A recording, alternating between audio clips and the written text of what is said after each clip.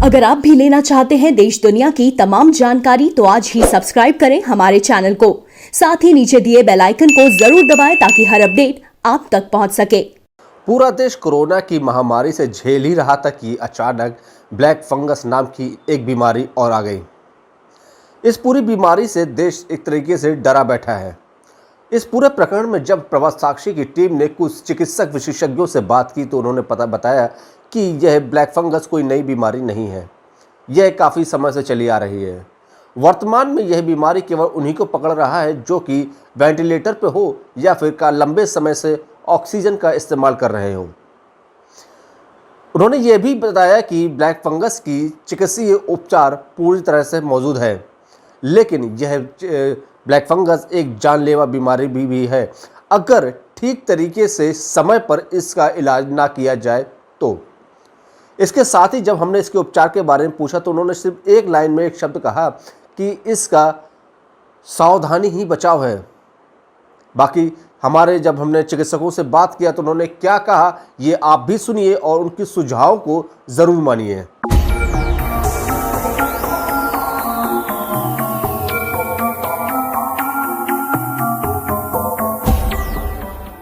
इन दिनों एक नाम बहुत चर्चा में है, आप इसे मेडिकल का टर्म भी कह सकते हैं, जिसे कहते हैं म्यूकोरमाइकोसिस यानी ब्लैक फंगस। हम आपको ये बताने वाले हैं कि ब्लैक फंगस कैसे आपके शरीर को नुकसान पहुंचाता है। दरअसल एक रिसर्च में पता चला है कि ये फंगस नाक के रास्ते आपके बॉडी में एंटर करता है। इस फंगस को गले में ही शरीर की एक बड़ी धमनी कैरोटिड आर्टरी मिल जाती है। आर्टरी का एक हिस्सा सीधे आंख तक पहुंचता है। ये दरअसल आर्टरी का ये वो हिस्सा होता है जो आंख तक खून पहुंचाता है। फंगस इसी खून में मिल जाता है और सीधे आंख तक पहुंच जाता है। फिर धीरे धीरे आंख को ये प्रभावित करने लगता है।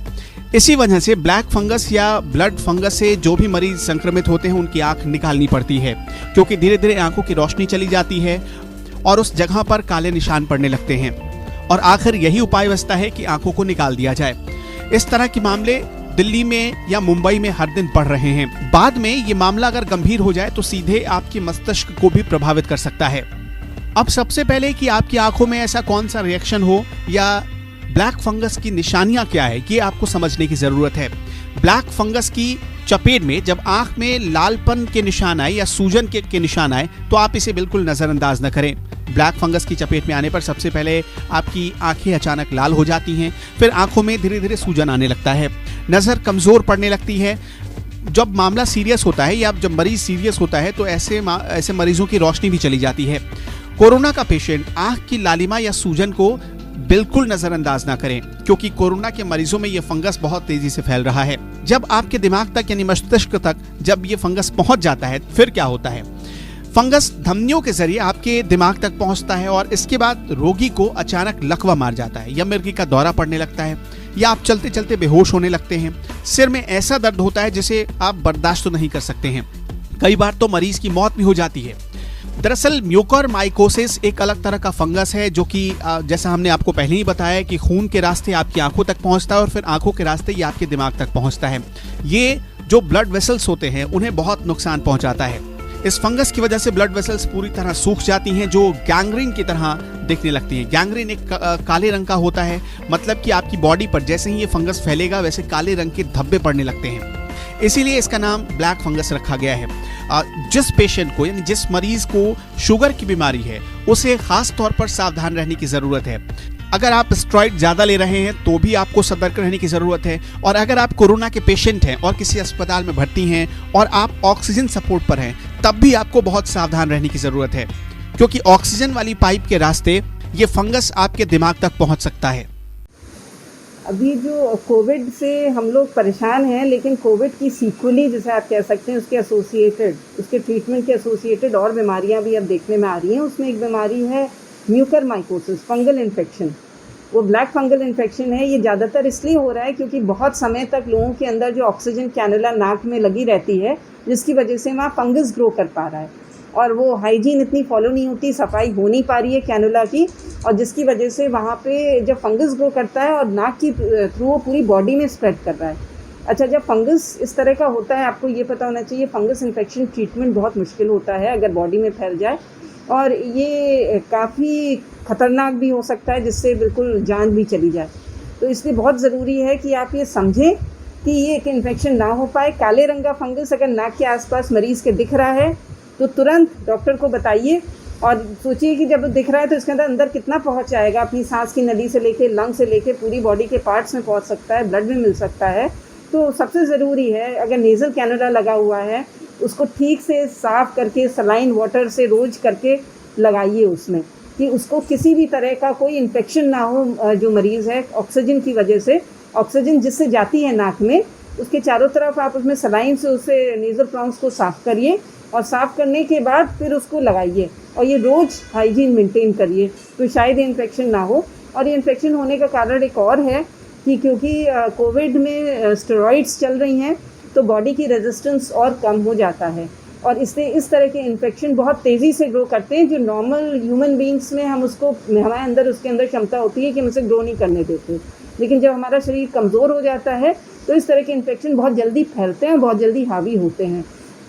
तो अपनी इम्यूनिटी के लिए स्टेरॉइड्स के लिए तो हम कुछ कर नहीं सकते, लेकिन खाना पीना तो सब ठीक रखना चाहिए, हाइजीन ठीक रखनी चाहिए और कभी भी किसी तरह का कोई इरिटेशन, गंदगी या किसी अजीब तरह का कलरेशन आपको कहीं दिखे तो तुरंत अपने डॉक्टर से सलाह करके उनको बताइए कि सही समय पे इलाज हो सकता है। आज के समय में इस कोविड के टाइम में एक नई बीमारी जिसे कि म्यूकोरमाइकोसिस और ब्लैक फंगस है, ये बहुत सुनने में आ रही है। यह एक बहुत ही इनॉक्युअस वायरस होता है, एक बहुत ही इनॉक्युअस फंगस होता है जिसके स्पोर्स हमारे इन्वायरमेंट में भी प्रेजेंट होते हैं और ये हमारी सांस के थ्रू हमारे जो एयर स्पेसेस होते हैं हमारे नोज़ या आइज़ के नीचे, नोज़ के बगल में, वहाँ जाता है, सांस के थ्रू हमारे लंग्स तक भी पहुँचता है। बट नॉर्मली जिसकी इम्यूनिटी अच्छी होती है, जिसकी रोग प्रतिरोधक क्षमता अच्छी होती है, उसमें ये कोई नुकसान नहीं करता है।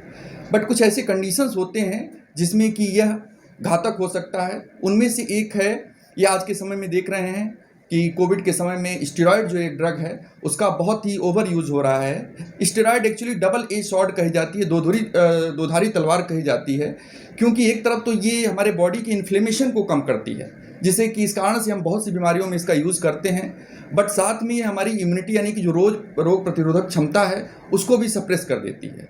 और अगर ये लंबे समय तक यूज हो तो उस पीरियड में इस तरह के अपॉर्चुनिस्टिक इन्फेक्शंस के होने का खतरा बहुत बढ़ जाता है। दूसरा रिस्क फैक्टर है डायबिटीज़। जैसा कि हम जानते हैं कि जिन पेशेंट्स में लंबे समय से डायबिटीज़ है उनमें भी शरीर की इम्यूनिटी धीरे धीरे वीक हो जाती है और ऐसे पेशेंट्स में अगर कोई नया इन्फेक्शन हुआ, जैसे कोविड का इन्फेक्शन हुआ या उन्होंने स्टेरॉयड लिया, अगर फर्दर इम्यूनिटी अगर सप्रेस हुई तो उनमें भी इस तरह के इन्फेक्शंस के बढ़ने का खतरा बना रहता है। तो सर इससे बचाव कैसे किया जाए, किसे दिखेगा? हाँ, इसके बचाव के लिए 3 प्रमुख बातें हैं जिन्हें ध्यान में रखनी है। पहला ये कि अगर आपको कोविड इन्फेक्शन होता है तो आप steroid over the counter use ना करें, डॉक्टर से संपर्क करें और जो स्टेरॉयड की डोज और ड्यूरेशन प्रिस्क्राइब है उसी डोज और ड्यूरेशन में लें। दूसरी बात कि जिन पेशेंट्स को डायबिटीज़ है इस समय में अपने शुगर का काफ़ी ख्याल रखें, हो सके तो घर पे ही शुगर की मॉनिटरिंग रखें और अपने डॉक्टर से एडवाइस लेकर के और कोशिश करें कि शुगर वेल कंट्रोल्ड रहे। और तीसरी बात कि अपने खान पान पे ध्यान दे करके प्रोटीन डाइट ले करके और खाने में फ्रूट्स वगैरह भी ऐड करें और हो सके तो थोड़ी एक्सरसाइज भी अपनी डेली रूटीन में शामिल करें ताकि अपनी बॉडी की इम्यूनिटी को जितना हो सके ठीक रखा जा सके। इन 3 बातों का ध्यान रख करके हम इस बीमारी से काफ़ी हद तक बच सकते हैं।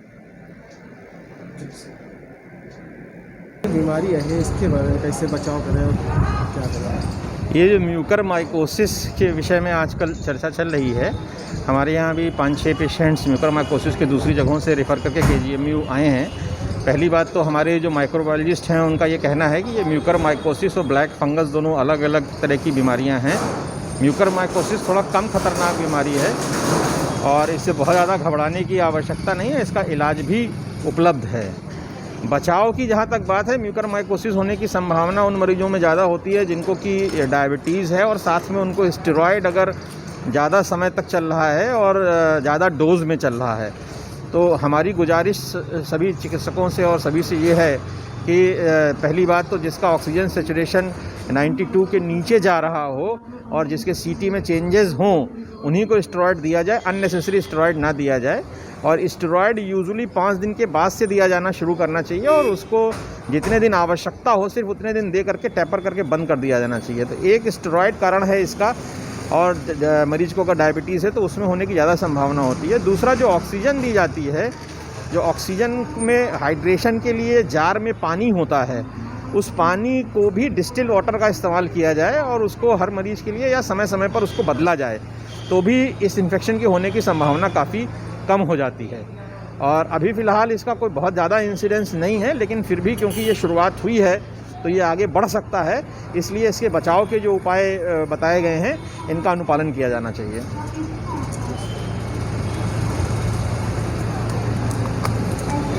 चिकित्सक विशेषज्ञों की सलाह से यह तो साबित हो गया है कि ब्लैक फंगस से घबराने की बिल्कुल जरूरत नहीं है। सावधानी और उचित परामर्श यह बीमारी खत्म की जा सकती है। हमारे साथ बने रहिए, क्योंकि ऐसे कई महत्वपूर्ण जानकारियों के साथ हम पुनः वापस होंगे। देवेंद्र प्रताप सिंह, प्रभात साक्षी, लखनऊ।